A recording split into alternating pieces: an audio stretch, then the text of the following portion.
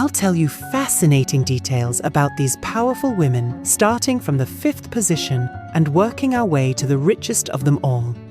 In 5th place, we have the fascinating Mackenzie Scott, with her $38.5 billion fortune. But her story is so much more than just numbers. Before all that wealth, she was a dedicated writer who helped Jeff Bezos start Amazon in its early days, typing business proposals in the passenger seat while he drove across the country. After their divorce in 2019, she received 4% of Amazon shares and, get this, she embarked on a donation marathon. She's not one of those billionaires who just make promises. He's already donated over $14 billion in just a few years, cutting through the usual red tape associated with big donations.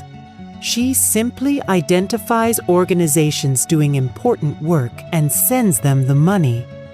Additionally, she's the author of 2 critically acclaimed novels and founded Bystander Revolution, an organization that combats bullying. The coolest part? She's pledged to give away the majority of her fortune during her lifetime. Moving up to the 4th spot, we find Jacqueline Mars with $46.2 billion. This woman is practically the real-life Willy Wonka, heir to the Mars Empire. Yes, the one behind M&M's, Snickers, and a ton of other treats we love. She didn't just sit back and enjoy her inheritance. She worked at the company for nearly 20 years, from 1982 to 2001, helping to turn Mars into a powerhouse not just in sweets but also in pet food. Here's a fun fact. She owns an incredible farm in Virginia where she breeds horses for Olympic competitions. Imagine the level. She's also a huge fan of arts and culture, serving on various boards of important cultural institutions. In 3rd place, we have Julia Koch with $74.2 billion. Her story is like something out of a movie. Before becoming one of the richest women in the world, she was an assistant to designer Adolfo in New York, catering to high-profile clients, including former First Lady Nancy Reagan. At a party in 1991, she met David Koch, and as they say, the rest is history.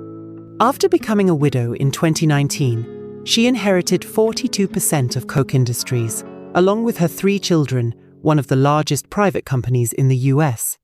These days, in addition to managing the business, she's known for making huge investments in luxury real estate in New York and her philanthropic efforts through the David H. Koch Foundation. In 2nd place is Françoise Bettencourt Meyers with $75.3 billion. If anyone shatters the socialite heiress stereotype, it's her.